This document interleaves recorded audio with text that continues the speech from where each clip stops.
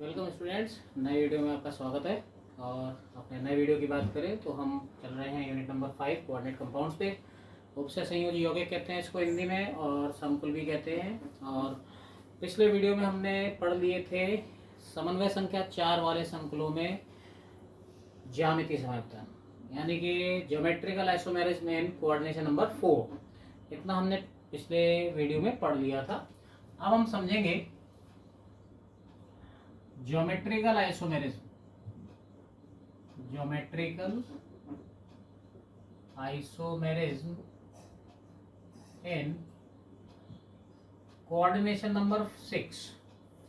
In coordination number 6 compound या complexes. मतलब क्या है, इसको हिंदी में देखें तो हिंदी में इसको लिखेंगे समन्वय संख्या 6 वाले संकुलों में, समन्वय संख्या 6 वाले संकुलों में ज्यामितीय समावयवता।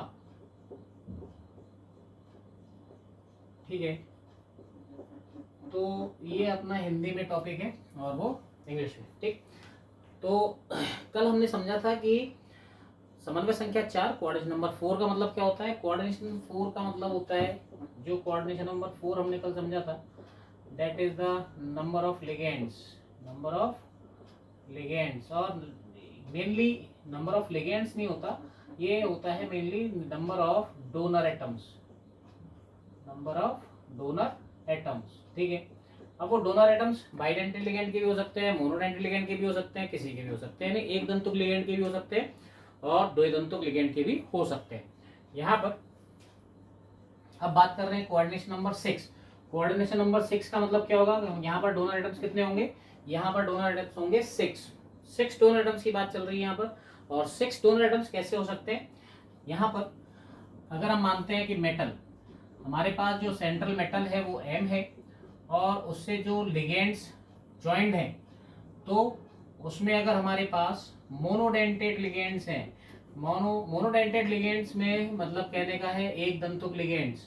एक दंतुक लिगेंड की बात करें तो इसमें A, B, C, D, E, F, ये 6 मोनोडेंटेड लिगेंड है। मोनोडेंटेड लिगेंड का मतलब होता है एक दंतुक लिगेंड। ठीक है, फिर देखें यहाँ पर ये सब किस में आते हैं, ये आते हैं एक दंतुक लिगेंड में, यानी इन सब में डोनर एटम नंबर कितना होगा, ये डोनर एटम होंगे सिंगल डोनर एटम को कहते हैं मोनोडेंटेड।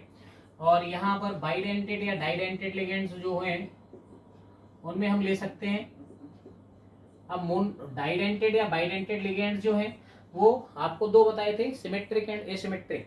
ये आपको देखना है तो आपको पिछला वीडियो देखना पड़ेगा, मतलब पिछले वीडियोस में देखना पड़ेगा, उसमें हमने टाइप्स ऑफ लिगेंड्स के बारे में बताया है। वहां पर हमने बाइडेंटेड, मोनोडेंटेड, पॉलीडेंटेड और एम्फीडेंटेड कई लिगेंड्स बताए हैं, तो उसी में हमने बाइडेंटेड लिगेंड्स का एक्सप्लेन कर रखा है। बाइडेंटेड लिगेंड्स, इनमें 2 डोनर एटम्स होते हैं और 2 डोनर एटम्स सिमिलर भी हो सकते हैं और अलग अलग भी हो सकते हैं, तो इसीलिए यहाँ पर हम लेंगे ए। ये होता है सिमेट्रिक, इसको कहते हैं symmetric bidentate ligand.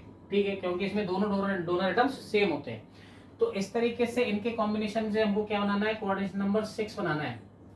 Coordination number 6 का मतलब होता है जिसमें 6 donor atoms single metal ion से ज्वाइंट हो, और इनकी जो ज्योमेट्री होती है, जो 6 कोऑर्डिनेशन नंबर वाले कॉम्प्लेक्सेस होते हैं उनमें जो ज्योमेट्री होती है दैट इज ऑक्टाहेड्रल। ऑक्टाहेड्रल को हम कहते हैं अष्टफलकीय। क्या कहते हैं, अष्टफलकीय। इनकी आकृति कैसी होती है, अष्टफलकीय आकृति होती है, जैसा कि मैंने आपको पहले ही बताया है। अष्टफलकीय का मतलब क्या होता है, इसमें एक प्लेन में जो है एक स्क्वायर स्ट्रक्चर होगी जिसमें सेंटर में मेटल होगा, उसके 4 कॉर्नर्स पे 4 लिगेंड्स होंगे और एक लिगेंड परपेंडिकुलर मेटल के ऊपर और एक लिगेंड परपेंडिकुलर मेटल के नीचे। उस परपेंडिकुलर मेटल के ऊपर जो लिगेंड है उससे हम 4 लाइंस ड्रॉ करते हैं। एक सरफेस में जो 4 लिगेंड्स है, 4 कॉर्नर पर जो लिगेंड्स है, उनको 4 लाइनों को मिक्स करते हैं, मिलाते हैं, तो वहां से क्या होता है, 4 सरफेस की एक स्ट्रक्चर हमको बनाई हुई मिलती है। 4 सरफेस ऊपर से मिलेंगी और 4 सरफेस नीचे से मिलेंगी, तो इसलिए हम उसको कहते हैं ऑक्टाहेड्रल। ऑक्टा मतलब 8, और हिंदी में कहते हैं उसको अष्टफलकीय। अष्टफलकीय का मतलब है जिसके 8 फलक हों। फलक का मतलब सरफेस, जिसमें 8 सरफेसेस हों, तो वो हमारा क्या कहलाएगा, अष्टफलकीय कहलाएगा। और वो किसके बनता है, कोऑर्डिनेशन नंबर 6 से बनता है, जिसमें नंबर ऑफ डोनर एटम्स कितने हो, 6। मेटल के साथ कितने डोनर एटम्स बॉन्ड बना रहे हो, 6 डोनर एटम्स बॉन्ड बना रहे हो। अब यहाँ पर एक एक करके जांच करते हैं, एक एक करके हम बात करते हैं। तो Ma6 ये इस डेफिनेशन को सिद्ध कर रहा है, प्रूफ कर रहा है, नहीं कर रहा है। यहाँ पर मेटल एटम कितने, सिंगल, और कोऑर्डिनेशन नंबर क्या है, 6। यानी एक क्या है यहाँ पर, ए क्या है, मोनोडेंटेड लिगेंड। मोनोडेंटेड लिगेंड कितने बार है यहाँ पर, 6 टाइम्स है। इसका मतलब क्या हुआ कि यहाँ पर कोऑर्डिनेशन नंबर कितना हो गया, 6 हो गया। अब यहाँ पर ये सिस और ट्रांस बनाता है कि नहीं बनाता, क्योंकि आपको बताया था ज्योमेट्रिकल आइसोमेरिज्म में 2 आइसोमर्स होते हैं, सिस आइसोमर और ट्रांस आइसोमर। ठीक है, यहाँ पर ये सिस और ट्रांस बनाएगा या नहीं बनाएगा, तो इसकी पॉसिबिलिटी नहीं है, क्योंकि 6 के 6 लिगेंड्स सेम है, 6 के 6 डोनर एटम्स सेम है। 6 के 6 डोनर एटम्स सेम है, तो यहाँ पर सिस और ट्रांस बनने का कोई चांस नहीं है। यहाँ जो भी बनेगा वो एक ही जो है कॉम्प्लेक्स फॉर्म होगा, जिसकी सबकी जो ज्योमेट्री है सेम होगी, मतलब एक ही टाइप का यहाँ पर कॉम्प्लेक्स बन सकता है, ये सिस और ट्रांस बना नहीं सकता है, इसीलिए ये कैंसिल हो गया।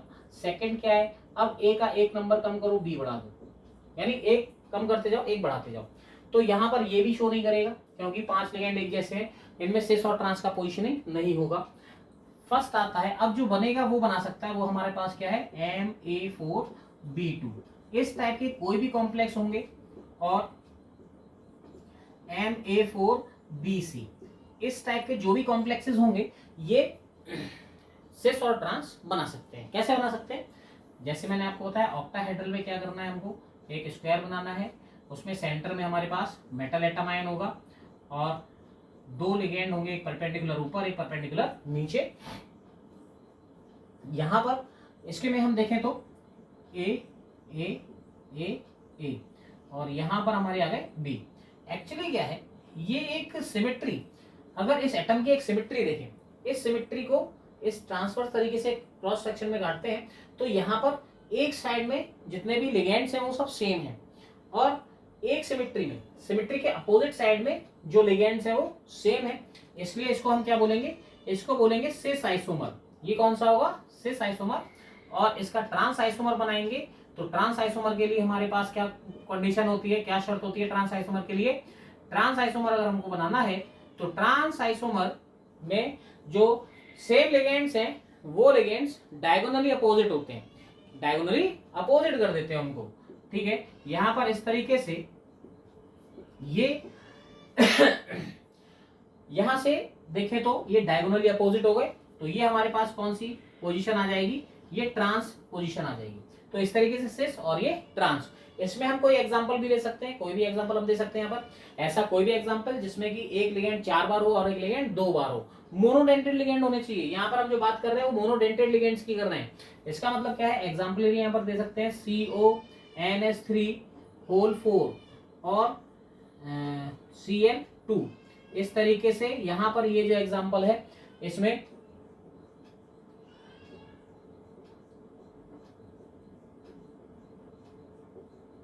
इस तरीके से मेटल के प्लेस पर क्या आ जाएगा, CO आ जाएगा, और यहाँ पर 4 मोनोडेंटेड लिगेंड है NH3, उनको इस तरीके से प्लेस कर देंगे, तो ये यहाँ पर हमारा सिस आइसोमर हो जाएगा। अब इस पर चार्ज है, चार्ज को बताया इस तरीके से ब्रैकेटाइज करके यहाँ पर लगा सकते हैं, और इसका जो ट्रांस आइसोमर बनेगा उसमें हम यहाँ पर कोबाल्ट लिखेंगे, और इस तरीके से यहाँ पर अब जो सेम लिगेंड्स हैं उनको डायगोनली अपोजिट कर देंगे, और डायगोनली अपोजिट करने पर यहाँ पर हमारे पास सिस और ट्रांस दोनों फॉर्म मिल जाएंगे।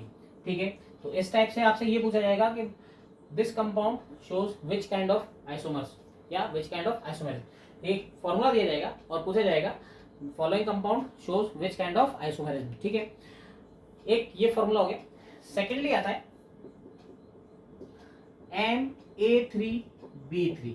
ठीक है, ये एक इंपॉर्टेंट कंपाउंड होता है, इसमें 3-3 लिगेंड्स होते हैं, मतलब 2 लिगेंड्स होते हैं और 3-3 के ग्रुप में होते हैं। अब इसी में चेंज करते हैं, इसी में चेंज कर लो या नई तरीके से देख लेते हैं। यहाँ पर क्या होता है, इस तरीके से हमने यहाँ पर मेटल बनाया है और मेटल के साथ यहाँ पर हमने 3 लिगेंड इस तरीके से सेटल कर दिए और ये 3 लिगेंड सेटल कर दिए, 3-3 के ग्रुप में सेटल हो गए लिगेंड्स। अब यहाँ पर ये तो हमारा हो गया सिस, और इसका अपोजिट जो बनेगा वो ट्रांस बनेगा। उसके लिए क्या करना पड़ेगा हमको, उसके लिए हमको सेम लिगेंड्स को डायगोनली अपोजिट कर देना है। यहाँ पर हमने इस तरीके से डायगोनली अपोजिट कर दिया तो ये हमारा ट्रांस हो गया। बट अब यहाँ ध्यान रखना है, ये मैंने बोला कि इंपॉर्टेंट केस है। इंपॉर्टेंट केस क्यों है, क्योंकि यहाँ पर सिस और ट्रांस को हम डिफाइन नहीं करते। यहाँ पर हम सिस और ट्रांस नहीं बोलते हैं, यहाँ पर हम बोलते हैं फेशियल एंड मेरिडोनियल। फेशियल क्यों बोलते हैं इसको, एक्चुअली फेशियल का अपोजिट होता है मेरिडोनियल, ठीक है। ये मेरिडियोनल, सॉरी मेरिडोनियल नहीं, मेरिडियोनल, ये मेरिडियोनल होता है, मेरिडियोनल, ठीक है।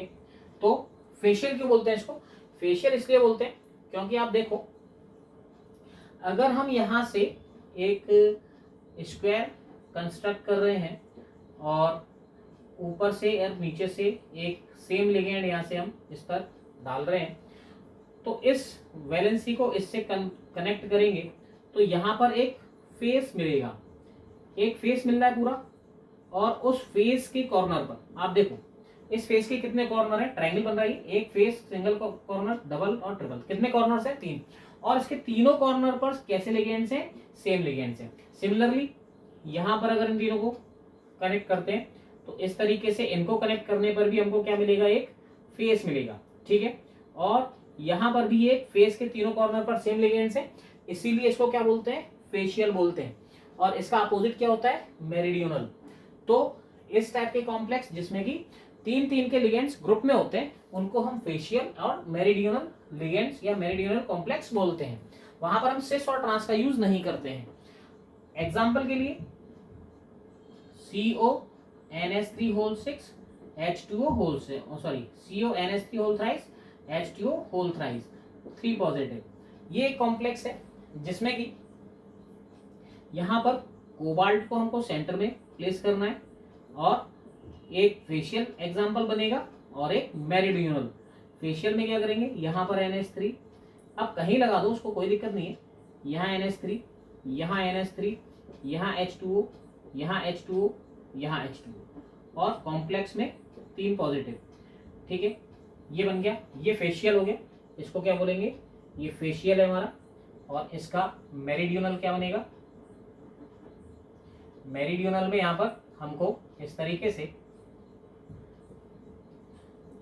डायगोनली अपोजिट कर देने, NH3, NH3, NH3, NH3, H2O, H2O, H2O और 3 पॉजिटिव। इस तरीके से मेरिडियोनल हो गया, ठीक है। तो यहाँ पर हमने कॉम्प्लेक्स देखे कौन कौन से, कोऑर्डिनेशन नंबर 6 वाले। कोऑर्डिनेशन नंबर 6 में हमारे पास 2 पॉसिबिलिटी आ गई, ये तो शो करेंगे ही नहीं, इनमें पॉसिबिलिटी नहीं है।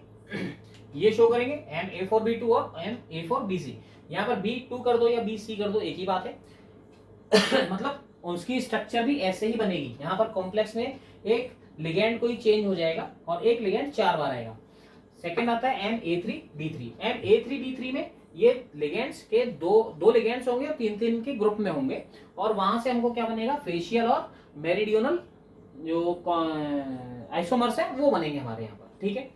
अब इसके बाद एक और इसमें एग्जांपल है, एक और कंडीशन है जिसमें हम बाइडेंटेड लिगेंड लेंगे। क्या लेंगे, बाइडेंटेड लिगेंड, ठीक है। और बाइडेंटेड लिगेंड जो है वो यहाँ पर सिस और ट्रांस आइसोमर बनाएगा। ये ध्यान रखना है, MA3B3 काइंड के जो भी कॉम्प्लेक्सेस हैं उनमें हमेशा हम सिस और ट्रांस नहीं बनाएंगे, उसमें जो आइसोमर बनेंगे वो हमारे बनेंगे फेशियल एंड मेरिडियोनल, ठीक है। थर्ड कंडीशन हमारी आ जाती है कि MAA2B2, ठीक है। यानी कि इसमें एक, अब देखिए यहाँ पर कोऑर्डिनेशन नंबर 6 है, आप कहोगे 4 है, नहीं 4 नहीं है। यहाँ पर नंबर ऑफ लिगेंड 4 हो सकते हैं, लेकिन नंबर ऑफ डोनर एटम यहाँ पर 6 है, क्योंकि डबल ए क्या है, डबल ए यहाँ पर बाइडेंटेड लिगेंड। बाइडेंटेड लिगेंड का मतलब है कि इसमें एक लिगेंड में 2 डोनर एटम है, एक में 2 है तो 2 में 4 हो गए, और बी जो है वो हमारा स्मॉल है, वो क्या है, मोनोडेंटेड लिगेंड। ये द्विदंतुक लिगेंड है, ये एक दंतुक लिगेंड है। और द्विदंतुक लिगेंड में दो दाता परमाणु होते हैं, तो द्विदंतुक लिगेंड दो बार है, तो एक लिगेंड में दो दाता परमाणु, तो दो द्विदंतुक लिगेंड में चार दाता परमाणु होंगे। और बी जो है वो एक दंतुक लिगेंड है, उसमें एक दाता परमाणु होगा, तो ये दो बार है, तो टोटल 4 और 2 6 दाता परमाणु हो गए। तो कोऑर्डिनेशन नंबर क्या हो गया, यहाँ पर 6 हो गया। इसमें हम स्ट्रक्चर बनाएंगे, तो यहाँ पर सेंटर में मेटल इस तरीके से, और अब यहाँ पर इस तरीके से ये डबल ए लगा दिया। अब यहाँ ध्यान रखना है, जो बाइडेंटेड लिगेंड है वो दो वैलेंसीज को एक साथ कवर करेगा, ठीक है। अब यहाँ पर हमने डबल ए लगा दिया और यहाँ पर हमने बी लगा दिया। अब ये हमारा हो गया सिस, क्योंकि जो मॉलिक्यूलर सिमेट्री है उसके एक तरफ सिमिलर लिगेंड्स हैं और एक तरफ सिमिलर लिगेंड्स हैं। अब इसका हम जो ट्रांस आइसोमर बनाएंगे, तो ट्रांस आइसोमर में क्या होगा कि इस लिगेंड को यहां से शिफ्ट करके इधर पहुंचाएंगे और इसको डायगोनली यहां ले आएंगे, तो बी यहां पर, बी यहां पर। यहां ऑलरेडी क्या बना हुआ है, बाइडेंटेड लिगेंड, और यहां ऑलरेडी आ जाएगा हमारे पास अब बाइडेंटेड लिगेंड। तो ये हमारा क्या हो जाएगा, यहां से ये हमारा हो जाएगा ट्रांस आइसोमर, ठीक है। ये सिस आइसोमर है और ये ट्रांस आइसोमर है। अब इसमें एग्जांपल अगर देखें तो COEN whole twice Cl2 positive. अब यहां पर इस तरीके से हमको कोबाल्ट लेना है और इस तरीके से यहां पर En, यहां पर En, यहां Cl, यहां Cl और सिंगल पॉजिटिव। और इसका जो ट्रांस आइसोमर होगा उसमें यहां CO इस तरीके से, यहां अब En यहां रहेगा, एक En यहां से शिफ्ट होगा और यहां पर Cl, ये हमारा ट्रांस आइसोमर बन जाएगा। ये सिस और ये ट्रांस, ठीक है। ये हमारे हो गए कौन से, जो ज्योमेट्रिकल आइसोमेरिज्म थी, ठीक है। ज्योमेट्रिकल आइसोमेरिज्म में दो टाइप की पढ़ी हमने, कोऑर्डिनेशन नंबर 4 और कोऑर्डिनेशन नंबर 6। और में क्या क्या पॉसिबिलिटीज है, किस टाइप के कंपाउंड शो करेंगे, ये हमने यहाँ तक टैली कर लिया है। इसके बाद हमारी सेकंड आइसोमेरिज्म आती है, ऑप्टिकल आइसोमेरिज्म, ठीक है। इसी को फटाफट देखते हैं, जल्दी हो जाएगा, कोई टेंशन नहीं है। यहाँ पर अब हम देखेंगे, आप बोलोगे सर आपने नीचे तो मिटाया नहीं, ऊपर वाला मिटा दिया। एक्चुअली वो इसी से रिलेटेड है, अभी समझ में आता है। अब हम बात करते हैं यहाँ पर नए टॉपिक की, ऑप्टिकल आइसोमेरिज्म, ठीक है। और ऑप्टिकल आइसोमेरिज्म शो करने के लिए यहाँ पर ऑप्टिकल आइसोमेरिज्म को हम कहते हैं प्रकाशिक समावयवता, ठीक है, प्रकाशिक समावयवता। अब इसको हम समझते हैं। ऑप्टिकल आइसोमेरिज्म शो करने के लिए एक शर्त होती है कि यहां पर जो आइसोमर्स हैं, जो समावयवी हैं, आइसोमर्स को non super imposable, non super imposable mirror image बनानी आनी चाहिए, यानी उनकी जो मिरर इमेज हो वो एक दूसरे पर नॉन सुपर इम्पोजेबल हो। नॉन सुपर इम्पोजेबल का मतलब क्या होता है, ये समझ लीजिए। जैसे हम एग्जांपल देखते हैं कि यहां पर हम मिरर है, ये क्या है, ये एक मिरर है, ठीक है। और यहां मिरर पे अगर हम देखें तो अगर हम ए अल्फाबेट को देखते हैं तो मिरर में हमको ए दिखाई देगा, ठीक है। ओ अल्फाबेट देखेंगे तो मिरर में हमको ओ दिखाई देगा। अगर हम यहां पर बी को देखते हैं तो बी हमको इस तरीके से दिखाई देगा, ऐसे दिखाई देगा। ऐसे ही हम सी को देखेंगे तो सी हमको ऐसे दिखाई देगा, ठीक है। अब यहां पर ये ऊपर वाले जो दोनों हैं ये सुपर इम्पोजेबल है, या इनको इम्पोजेबल कहते हैं। इम्पोजेबल का मतलब क्या है, समझाया था जब मैंने आपको ग्लूकोज में एक बताया था, जो ऑर्गेनिक वीडियो चल रहा है उसमें बताया था मैंने। जैसे हम अगर अपने शीशे में अपनी इमेज देखते हैं, अपने सीधे हैंड को देखेंगे तो हमको कौन सा हैंड दिखाई देगा, लेफ्ट हैंड दिखाई देगा, ठीक है। अब ये हमारा जो राइट हैंड है वो लेफ्ट हैंड की मिरर इमेज है। अगर हम इसमें ये देखेंगे मिरर में तो हमको ये दिखाई देगा इस तरीके से। अब इनमें से एक रियल है, एक मिरर इमेज मान लेते हैं, ठीक। ये रियल है, ये मिरर इमेज है। अब इसको अगर हम इस तरीके से इसके ऊपर पोज कर दें, यानी हमको ऐसे नहीं लाना है, हमको उसको रोटेट नहीं करना है, हमको उसे होल्ड करके उठाना है और उसके ऊपर फिक्स कर देना है। तो क्या हमारा ये जो इमेज है वो इस मिरर इमेज को पूरी तरीके से ढक पा रहा है, पूरी तरीके से ओवरलैप कर पा रहा है? नहीं कर पा रहा है ना। इसी को कहते हैं non super imposable mirror image. और कोई भी कंपाउंड अगर ये non super imposable mirror image form करता है, कोऑर्डिनेट कंपाउंड, तो वो वहां पर क्या शो करेगा? ऑप्टिकल आइसोमेरिज्म शो करेगा। यानी यहां पर ऑप्टिकल आइसोमेरिज्म शो करने के लिए केवल एक शर्त है कि वो क्या बनाए, यहां पर वो non super imposable mirror images बनाए। Non super imposable mirror image बनाएगा तो वो क्या शो करेगा? ऑप्टिकल आइसोमेरिज्म शो करेगा। ठीक है, इसके एग्जांपल्स देखते हैं। इसका फर्स्ट एग्जांपल यहां बना ही हुआ है। इसका फर्स्ट, मैंने इसीलिए इसको साफ नहीं किया था।